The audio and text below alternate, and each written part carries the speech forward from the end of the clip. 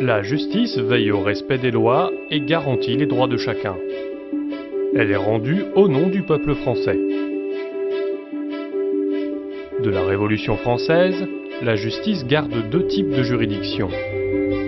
Les ordres judiciaires et administratifs sont séparés.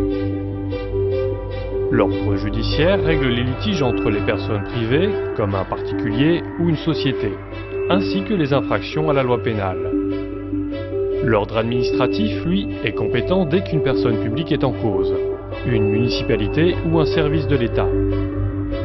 Il intervient dans les litiges entre les personnes privées et publiques ou entre personnes publiques.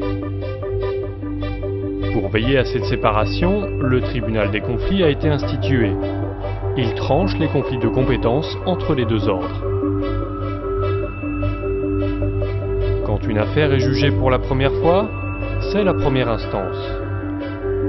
Les juges examinent les faits et appliquent la loi. Les plus connus sont la cour d'assises ou encore le conseil de prud'homme. Mais il existe d'autres types de tribunaux.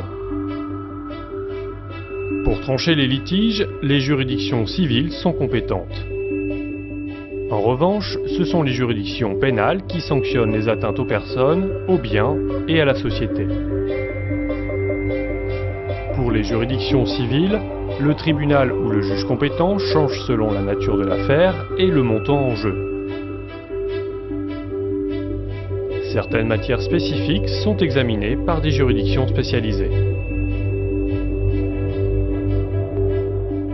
Devant les juridictions pénales, c'est le type d'infraction qui définit la juridiction compétente. De la moins grave à la plus grave, la contravention, le délit, puis le crime.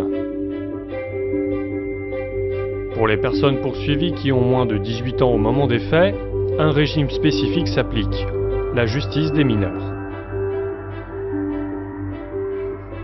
Une affaire peut être jugée une deuxième fois si le justiciable n'est pas d'accord avec la décision rendue en première instance.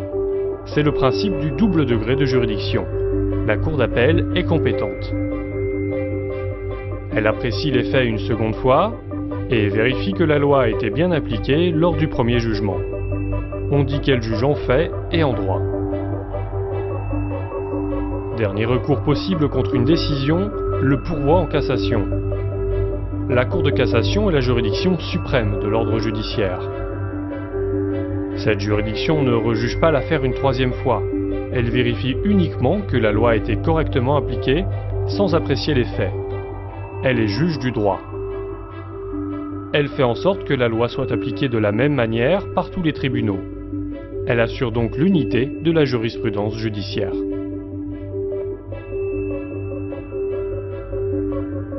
Distincts des tribunaux judiciaires et indépendants de l'administration, ces tribunaux sont compétents pour la contestation des actes administratifs. Que l'affaire oppose une personne publique à une personne privée, ou encore différentes personnes publiques entre elles.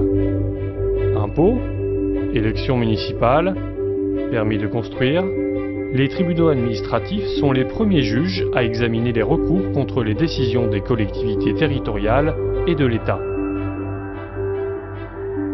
Un recours est possible contre les décisions des tribunaux devant la cour administrative d'appel.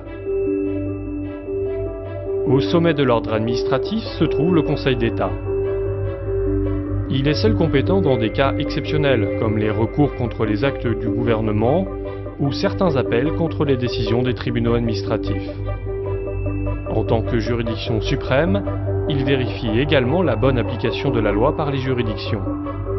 Il assure donc l'unité de la jurisprudence administrative.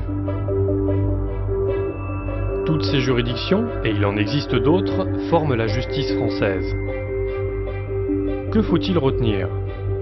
Il y a deux types de juridictions. Les tribunaux judiciaires jugent les litiges entre citoyens et les infractions. Les tribunaux administratifs, eux, examinent les affaires où une personne publique est en cause. Ensuite, à chaque affaire son tribunal. Les juges apprécient les faits et appliquent la loi. C'est la première instance. Une affaire peut être jugée une deuxième fois, en appel. Enfin, une juridiction de cassation vérifie que les juges ont correctement appliqué la loi.